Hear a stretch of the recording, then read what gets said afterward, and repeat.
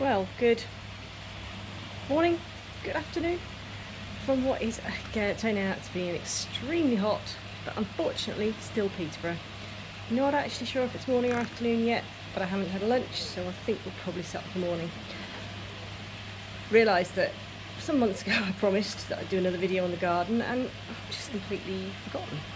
Well, about a COVID back in April, which is the prime time for sorting the garden out, meant that nothing got done. So it's all looking a little bit green, a little bit overgrown at the moment. But it did get some done. That's an Easter weekend. I got dragged outside to help with the pond, the little pond, and did get some done. So we have got a little bit going on in here in the greenhouse. Now I must apologise first. I know they say don't start with an apology, but obviously the scaffolders are here, as you can possibly see behind. So apologies for any shouts you might hear. So actually no, let's not start here. Let's go out here.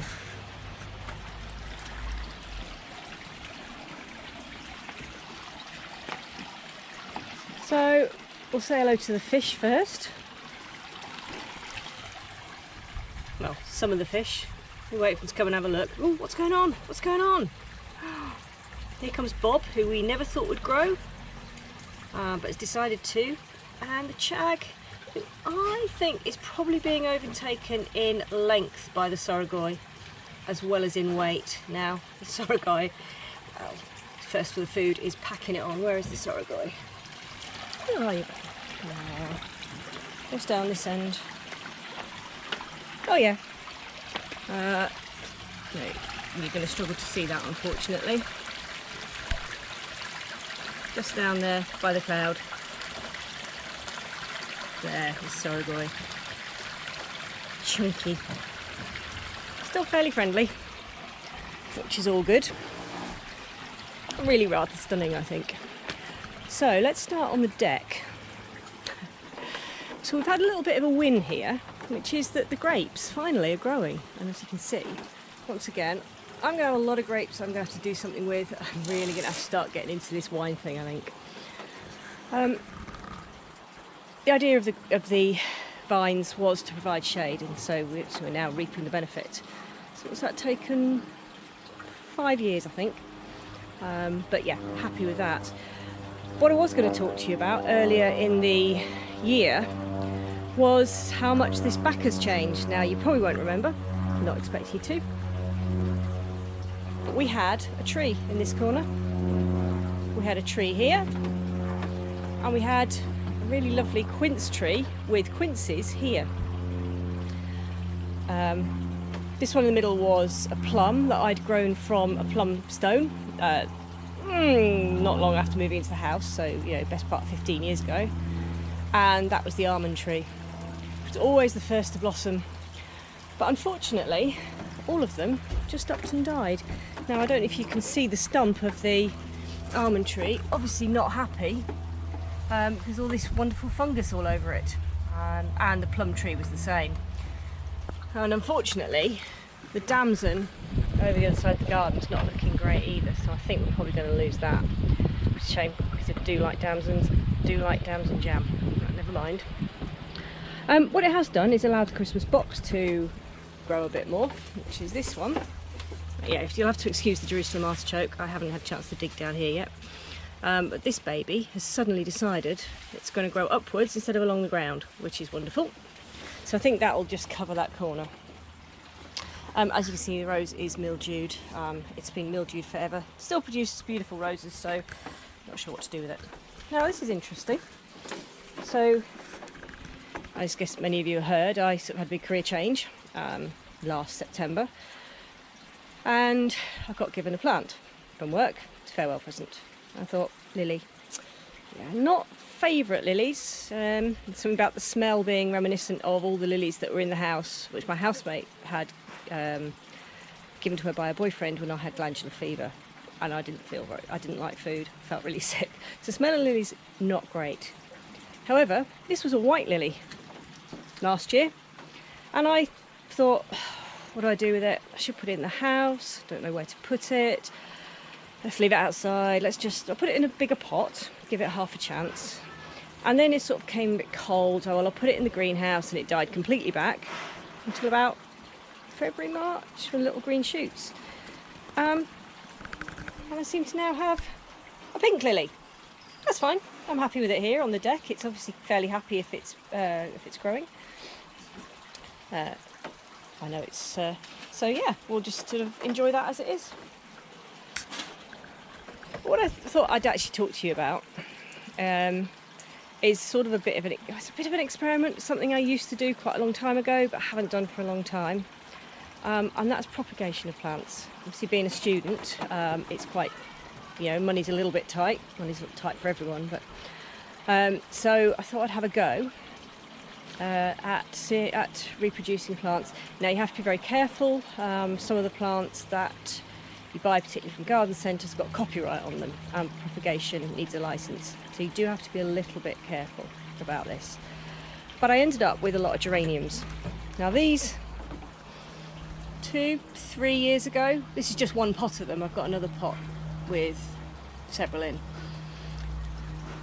They were bought to go in hanging baskets and the fence planters. Now, once again, so 2 years ago, I stuck them in a plastic greenhouse, ignore the planes, and thought, yeah, if they overwinter, they overwinter, great. Did nothing with them. And the year after, last year, they were small enough to use in the pots. So, encouraged by that, I thought, right, let's take them out of the planters, put them in pots, put them in the greenhouse, and definitely properly overwinter them. And as a bit of I really can't be bothered to put them all in individual pots. I put them in the big pots, which I think they'd had tomatoes in early in the year. Unfortunately, what that means is that it's encouraged them to grow and they're too big for the planters. So I thought, let's leave those in the pots, but let's see if I can grow some. So I have done the growing, as I said before, and there's this little geranium here, which I've got 2 of. Now this is not flowering at the moment, it's just finished. I've pinched all the flowers off, and it's the most amazing, bright, vivid scarlet. It's fantastic. So what I've done is, and in the greenhouse at the moment, well, the most recent ones are in the greenhouse, and then I'll take you down the other end of the garden. Just as an aside, I thought I'd try the tomatillos in the greenhouse. I've got tomatillos in the garden as well. They're happy, same batch, same seeds. I'm thinking this is a bit hot for this, so I've taken this out. This was just an experiment to see if I could boost the fertilisation by having it next to physalis, which is same family, same type of fruit. No, so that's not massively happy. I've just literally taken it out an hour ago, and we'll see if I can rescue that. See what happens. Oh, and while we're talking about propagation, here's one of the successful geraniums that I have managed to reuse. I think it is the only one, because that was always in an individual pot. But what I have found is that having had lobelia in the fence planters, and having had all the pots underneath with stuff in, these have all, and there's another 2, self-seeded. So that's definitely a lot of money saved. These are fabulous plants, fabulous colours. So all the lobelia in the planters that you see was free. Yay! Right, so where are we? Okay. So this is the first one I tried. This is actually a batch of 2. So all you do for the geraniums is you take a decent sized leaf off, clean any other small leaflets from the bottom so you've got a big stalk. You dip it in water, and then you dip it in this stuff. Now this is natural rooting powder, which is interesting because when I did this 2 years ago, it was always plant hormones. I'm not sure what's not natural about hormones from plants, really not, but obviously you can't get, it's called auxin rooting powder, or I found it very difficult to get. So I thought I'd try this one. I've had this for a couple of years. It seems to be working all right. So I did this, 6 weeks ago. At first, it was one of about 4 I had in the same pot. This is the survivor. It got very floppy and then perked up. So I'm thinking this one really must have rooted and must be quite happy. So I'm hoping to get geranium from it. And buoyed up by that, I tried a few more. So this one, oh, these aren't looking very successful. So these are the most recent. They were done just before I went on holiday, so that's 3 weeks ago. They've got to the, not sure if they're going to survive stage, which geraniums seem to. I think the one at the end, which is the bright red one, is not going to survive. The one in the middle, though, I'm a little hopeful for. So feeding it, watering it. Not sure how it's got a bird feather on it. Bird leaf? Oh, yeah. Somebody's been in here, but obviously managed to get out, unlike the blue tit a few weeks ago. And then these are a couple more of the big ones. So we'll see. So these are the stage where I'm just not sure. I've started a couple more of the bright red ones off today, so that's what they look like. But if I haven't covered that with soil. So we'll see what happens there, because those bright red ones are fantastic. I mean, they don't grow very big, but it's such a great colour. Yeah, if anyone wants any phasalis, I have plenty. And I have a plant here, which has already got some fruit on. So when that's wonderful. I just love coming in here and just eating them as we go. And then tomatoes, there's the big ones. So waiting for those to ripen up. Quite excited about that. Yeah, basil, dill, which I've just put some more in. And I'll just take you down the bottom of the garden, because we'll see what successes I have had with the propagation pretty much by this method. So some plants you can propagate just by putting in water. So many years ago I bought sage from Sainsbury's. It was a Jamie Oliver sage package, branded. Stuck it in water to keep the leaves fresh and realised it had roots on. So I had a plant for about 15 years. It died. Well, it was unhappy after the greenhouse went in, so we've taken it out. But that was an accidental success. Yeah. But what we have here is a big variety. So this is southernwood. Now this is a type of Artemisia, and it's the one for supposedly keeping the mozzies off you. That's propagated by the method we've described. Oregano, that was done from seed. That's the only one left. This is another one. It's a bit like the physalis, but it has the most fantastic blue flowers. I've no idea what it's called. It's obviously one of the branches of the Solanum family, so that's the potato deadly nightshade family. But yeah, no idea. If I'd get a chance, I've got some bigger plants in the planters, so I'll sort of see if anyone knows. And that's from seed, which from last year. And then we've got some thyme. Now the thyme was all done last year. These are all last year's propagating by that method, which I'm glad that's worked. So I've got 3 extra thymes. More thyme, we all love that. And then we're just trying a blackcurrant sage. I managed to propagate a type of sage called hot lips last year, but they've all been given out to people. That's the red and white one that changes colour. This is just pink.